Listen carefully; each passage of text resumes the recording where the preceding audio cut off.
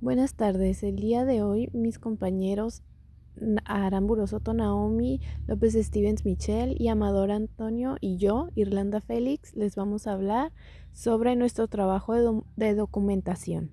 La traducción es una disciplina que va más allá de la simple sustitución de palabras de un idioma a otro.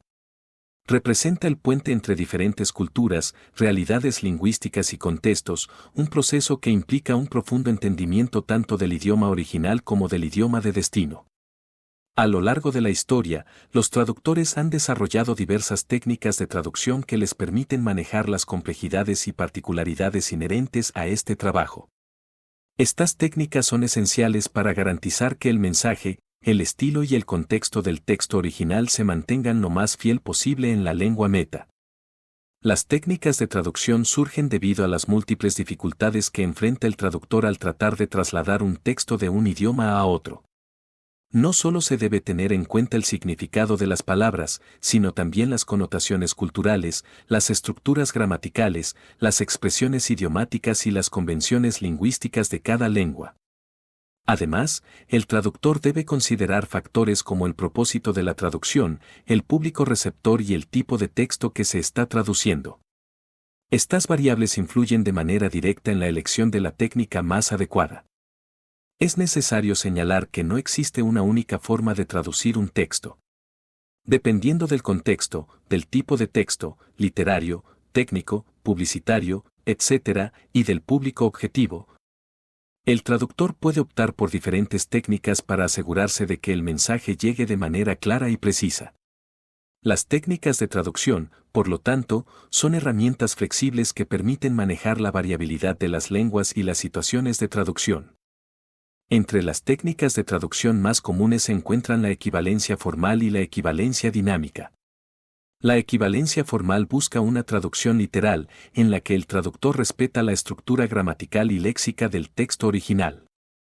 Este enfoque es adecuado cuando se necesita conservar el sentido exacto de las palabras y cuando la forma también es importante. Sin embargo, este método puede resultar incómodo o forzado en algunos contextos, sobre todo cuando se traducen expresiones idiomáticas o culturales muy específicas de un idioma. Por otro lado, la equivalencia dinámica busca una traducción que sea más fluida y natural en la lengua de destino, adaptando el contenido para que el receptor reciba el mensaje de una manera similar a como lo haría en el idioma original. Esto no implica una traducción literal, sino que se prioriza la comunicación efectiva del mensaje. Es una técnica útil en textos como publicidad o literatura, donde la forma original puede ser menos importante que el impacto o el efecto que se busca en el público receptor. Otra técnica importante es la transposición, que consiste en cambiar la estructura gramatical de una oración sin alterar su significado. Esta técnica es esencial cuando la estructura de una lengua no permite una correspondencia directa con la otra. Similar a la transposición, la modulación se utiliza cuando se cambia la perspectiva de un concepto para hacerlo más comprensible en el idioma de destino, como al convertir una afirmación negativa en una positiva. Las técnicas de traducción son herramientas esenciales que permiten a los traductores enfrentar los retos que plantea la conversión de un texto de un idioma a otro. Estas técnicas, que van desde la equivalencia formal hasta la adaptación cultural, permiten que el traductor sea flexible y que responda de manera efectiva a las necesidades de cada situación. A través de la aplicación de estas técnicas, los traductores no solo transmiten un mensaje, sino que también construyen puentes entre diferentes culturas, haciendo posible una comunicación efectiva y precisa. Ahora yo les voy a hablar sobre la teoría de escopos. Lo que la teoría de escopos nos viene a decir es que en cualquier técnica que se emplee para realizar la acción de traducir, ya sea en traducción o interpretación sobre un texto de origen hacia un texto meta, estará condicionada por el propósito que dicho texto meta tenga sobre el receptor del mensaje. Esto lo que nos quiere decir es que uno de los factores más importantes al momento de realizar la traducción será tener totalmente en cuenta el público al cual está dirigida la traducción.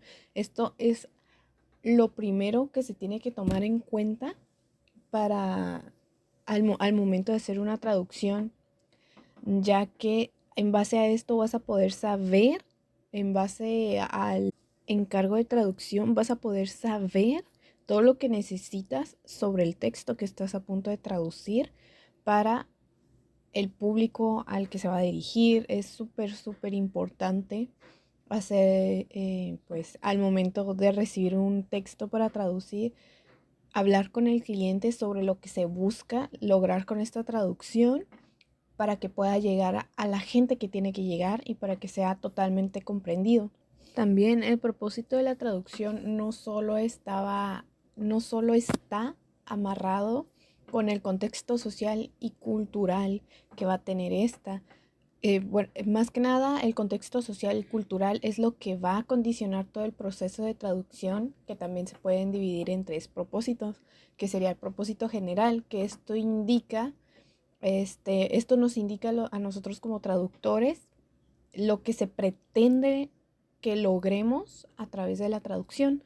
Luego tenemos el proceso comunicativo, que es la manera en la que el texto meta ofrece una información al receptor del mismo, dentro del contexto o la situación específica para la que se está generando dicho texto. O sea, con esto nos referimos a qué queremos lograr realmente comunicar con la traducción que estamos llevando a cabo, teniendo en cuenta el público a que queremos que llegue. Después está el propósito de estrategia, que es el enfoque en el que se da la traducción en función a las técnicas utilizadas, es decir, dependiendo del rasgo que queramos resaltar en una lengua fuente, usaremos unas herramientas u otras. Esto más que nada es para tener un orden y para tener los recursos, muy en claro los recursos que vamos a usar en el momento en el que vayamos a hacer la traducción para que esta pueda ser más fácil de concluir. Como ya había mencionado antes, algo súper importante de la teoría de Scopus pues es el saber a qué tipo de público va dirigida la traducción, el trabajo que vamos a hacer. Por eso en el ejemplo yo puse un encargo de traducción que nos tocó hacer para otra materia, y resalto algo que es lo más importante, ¿no? Lo que siempre se ha mencionado en la teoría, que es que aquí en el encargo de traducción pusimos expandir el público receptor de los relatos colombianos. El público meta es internacional usando un inglés estadounidense y el rango de edad es de aproximadamente de 15 a 20 años. Esto nos da una perspectiva un poquito más amplia de a quién queremos que llegue la traducción, y esto también nos ayuda a ver qué es lo que vamos a realmente hacer con el texto fuente que tenemos, y nos va a dar más que nada una idea de lo que vamos a tener que hacer con el texto para poder llegar a este público, que en este caso está un poco muy específico, pero es muy bueno que sea así para poder aplicar, pues, como se dice, ¿no? Como son las bases de la teoría. Teoría de la equivalencia. ¿Qué es la equivalencia? La equivalencia es la idea de que un traductor debe hacer que el texto traducido cumpla la misma función y tenga el mismo efecto que el texto original, aunque no siempre se puede traducir palabra por palabra. Esto significa que no se trata solo de hacer una correspondencia exacta entre las palabras de un idioma a otro, sino de transmitir el mismo mensaje y el mismo impacto a la audiencia meta. Un ejemplo es en inglés a blessing in disguise, que se traduce al español con su equivalencia no hay mal que por bien no venga. Ahora, los tipos de equivalencia. Primero está la equivalencia dinámica. Aquí lo importante es que el traductor logre que el receptor del texto traducido sienta lo mismo que el receptor del texto original, es decir, el impacto o el efecto del mensaje pues debe ser el mismo. En la equivalencia textual, este tipo se refiere a que el texto traducido debe cumplir con la misma función que el original, aunque no se parezcan exactamente en su forma o estructura. Lo importante es que ambos tengan pues el mismo propósito. Equivalencia funcional. En este caso, el foco está en el propósito del texto en la lengua de destino. El traductor debe adaptar el texto según la función que debe cumplir en esa lengua, no necesariamente manteniendo una correspondencia exacta. Equivalencia pragmática.